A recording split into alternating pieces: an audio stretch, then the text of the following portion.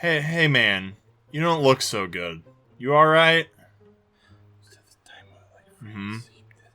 Mm-hmm, mm-hmm. Texas beat me up a couple Mm-hmm. weeks before that, and Mm-hmm, then mm-hmm. cry, Mm-hmm, it mm-hmm. wasn't very fun. It wasn't very fun at all. So you got destroyed by both Texas and France within the past 10 years? Well, you better add another one to that list, because you want to know why? Because we're going to war. Against you. So, 1835, Texas revolts against Mexico. Some battles in an Alamo later, Texas gains independence from Mexico and petitions the United States for annexation. The United States government, being the United States government in its Missouri Compromise phase, waits 10 years in order to keep an even number of free and slave states in the country. So, in 1845, Texas, alongside Iowa the next year, got admitted to the Union. This makes Mexico angry because they have a massive border dispute with Texas, which now means that Mexico has a border dispute with a much more powerful nation. Now, a little bit of background on the US president at the time, James K. Polk. Being a staunch supporter of Manifest Destiny, which stated that the United States was destined to hold land from the Atlantic to the Pacific, Polk was actively looking for a way to get enough land to accomplish this goal. And coincidentally, Mexico had that land. A lot of that land.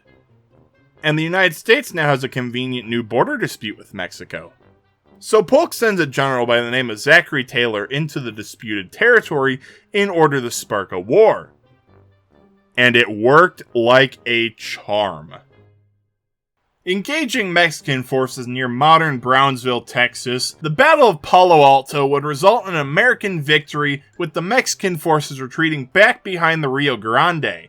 Although triggered by American forces, Congress saw the battle as an act of aggression by Mexico and declared war on May 12, 1846.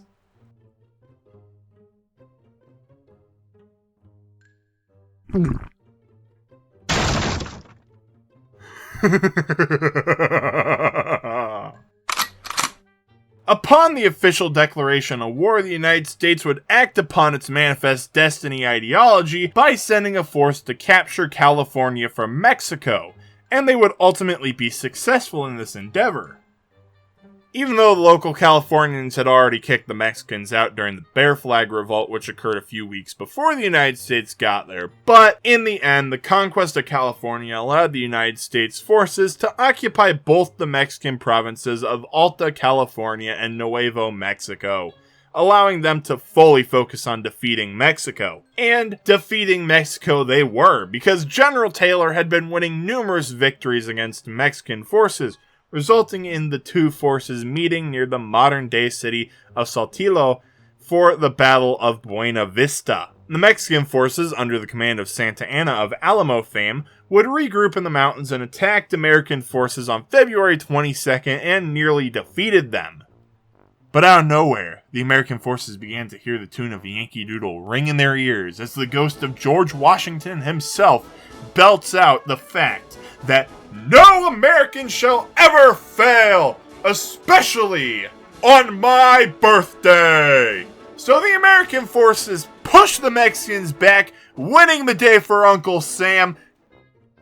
I may have over-exaggerated a bit, but seriously, some people actually believe that the reason that the American forces didn't fail was because it was Washington's birthday. That's possibly the most American thing I think I've ever heard.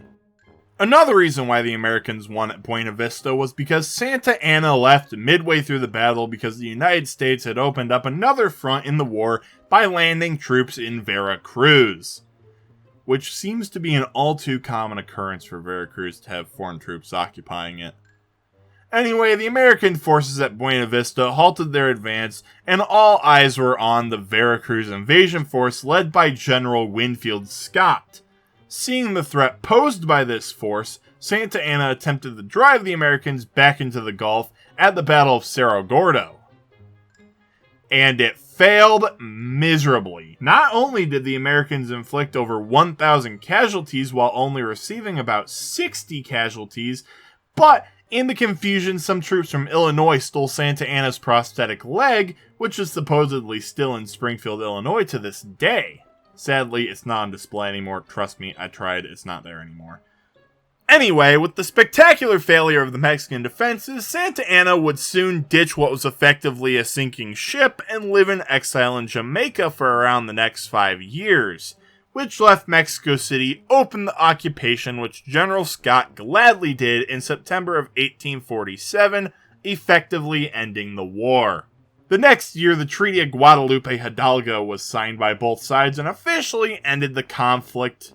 The treaty did a bunch of boring stuff with economics and paying Mexico $15 million as a get well soon even though we did this to you gift. But the most impactful part of the treaty was the cession of both Alta California and Nuevo Mexico to the United States, which comprised nearly 530,000 square miles, which lands it as the third largest land acquisition in United States history, only behind the purchase of Alaska in 1867 and the Louisiana Purchase in 1803.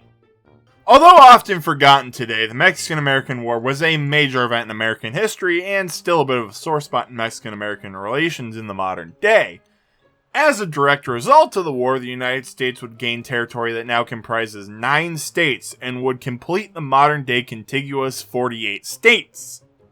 If we ignore the Gadsden Purchase, which really only got the country Tucson, which, I mean, did we really need that? The people involved in the war would also go on to shape the nation, such as General Taylor, who would be elected president in 1849 and go on to die 2 years later, and General Scott, who served as commanding general of the army for a handful of years prior to the war until his retirement in 1861. However, it wasn't only the generals who fought in the war who left an impact on the nation. Others, such as future presidents Pierce and Grant, as well as numerous future generals such as Robert E. Lee, George McClellan, and many more, were shaped by the conflict. The war was so impactful that it even caused the schism between the northern and southern states to grow rapidly over the expansion of slavery into this new territory. But hey, it's not like the South would secede over it and start a bloody civil war which would kill nearly 1 million Americans, right?